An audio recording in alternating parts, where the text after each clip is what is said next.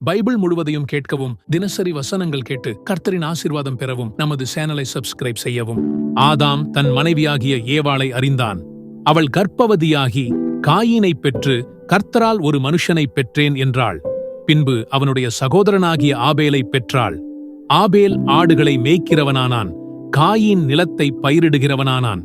சில நாள் சென்ற பின்பு காயீன் நிலத்தின் கனிகளை கர்த்தருக்கு காணிக்கையாக கொண்டு வந்தான். ஆபேலும் தன் மந்தையின் தலையீற்றுகளிலும் அவைகளின் கொழுமையானவைகளிலும் சிலவற்றை கொண்டு வந்தான். ஆபேலையும் அவன் காணிக்கையையும் கர்த்தர் அங்கீகரித்தார். காயீனையும் அவன் காணிக்கையையும் அவர் அங்கீகரிக்கவில்லை. அப்பொழுது காயீனுக்கு மிகவும் எரிச்சல் உண்டாகி அவன் முகநாடி வேறுபட்டது. அப்பொழுது கர்த்தர் காயீனை நோக்கி, உனக்கு ஏன் எரிச்சல் உண்டாயிற்று? உன் முகநாடி ஏன் வேறுபட்டது? நீ நன்மை செய்தால் மேன்மை இல்லையோ? நீ நன்மை செய்யாதிருந்தால் பாவம் வாசற்படியில் படுத்திருக்கும். அவன் ஆசை உன்னை பற்றியிருக்கும். நீ அவனை ஆண்டு கொள்ளுவாய் என்றார். காயீன் தன் சகோதரனாகிய ஆபேலோடே பேசினான்.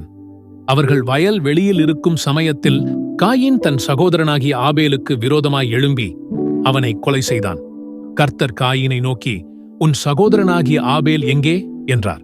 அதற்கு அவன், நான் அறியேன், என் சகோதரனுக்கு நான் காவலாளியோ என்றான். அதற்கு அவர், என்ன செய்தாய்? உன் சகோதரனுடைய இரத்தத்தின் சத்தம் பூமியிலிருந்து என்னை நோக்கி கூப்பிடுகிறது. இப்பொழுது உன் சகோதரனுடைய இரத்தத்தை உன் கையிலே வாங்கிக் கொள்ளத் தன் வாயை திறந்த இந்த பூமியில் நீ சபிக்கப்பட்டிருப்பாய். நீ நிலத்தை பயிரிடும்போது அது தன் பலனை இனி உனக்கு கொடாது. நீ பூமியில் நிலையற்று அலைகிறவனாயிருப்பாய் என்றார். அப்பொழுது காயீன் கர்த்தரை நோக்கி, எனக்கு இட்ட தண்டனை என்னால் சகிக்க முடியாது. இன்று என்னை இந்த தேசத்திலிருந்து துரத்தி விடுகிறீர். நான் உமது சமூகத்துக்கு விலகி மறைந்து பூமியில் நிலையற்று அலைகிறவனாயிருப்பேன். என்னை கண்டுபிடிக்கிறவன் எவனும் என்னை கொன்று போடுவானே என்றான்.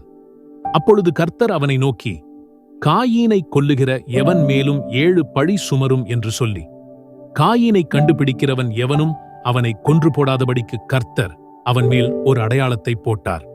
அப்படியே காயீன் கர்த்தருடைய சந்நிதியை விட்டு புறப்பட்டு ஏதேனுக்கு கிழக்கான நோத் என்னும் தேசத்தில் குடியிருந்தான். காயீன் தன் மனைவியை அறிந்தான். அவள் கர்ப்பவதியாகி ஏனோக்கை பெற்றாள். அப்பொழுது அவன் ஒரு பட்டணத்தை கட்டி அந்த பட்டணத்துக்கு தன் குமாரனாகிய ஏனோக்குடைய பெயரை இட்டான். ஏனோக்குக்கு ஈராத் பிறந்தான். ஈராத் மெகுயவேலை பெற்றான். மெகுயவேல் மெத்தூசவேலை பெற்றான். மெத்தூசவேல் லாமேக்கை பெற்றான். லாமேக்கு 2 ஸ்திரீகளை விவாகம் பண்ணினான்.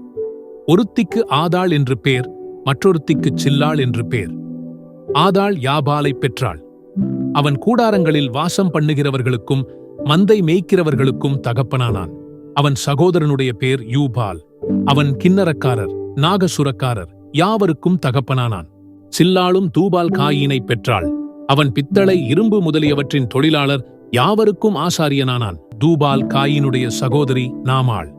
லாமேக்கு தன் மனைவிகளை பார்த்து, ஆதாளே, சில்லாளே, நான் சொல்வதை கேளுங்கள். லாமேக்கின் மனைவிகளே, என் சத்தத்துக்குச் செவி கொடுங்கள். எனக்கு காயமுண்டாக ஒரு மனுஷனை கொன்றேன். எனக்கு தழும்புண்டாக ஒரு வாலிபனை கொலை செய்தேன். காயீனுக்காக 7 பழி சுமருமானால் லாமேக்குக்காக 77 பழி சுமரும் என்றான். பின்னும் ஆதாம் தன் மனைவியை அறிந்தான். அவள் ஒரு குமாரனைப் பெற்று, காயீன் கொலை செய்த ஆபேலுக்கு பதிலாக தேவன் எனக்கு வேறொரு புத்திரனை கொடுத்தார் என்று சொல்லி அவனுக்கு சேத் என்று பெயரிட்டாள். சேத்துக்கும் ஒரு குமாரன் பிறந்தான். அவனுக்கு ஏனோஸ் என்று பெயரிட்டான். அப்பொழுது மனுஷர் கர்த்தருடைய நாமத்தை தொழுது கொள்ள ஆரம்பித்தார்கள். பிரியமானவர்களே, ஆமென் என்று கமெண்ட் செய்து கர்த்தரின் ஆசீர்வாதம் பெறுவோம். பைபிள் முழுவதையும் கேட்கவும், தினசரி வசனங்கள் கேட்டு கர்த்தரின் ஆசீர்வாதம் பெறவும் நமது சேனலை சப்ஸ்கிரைப் செய்யவும்.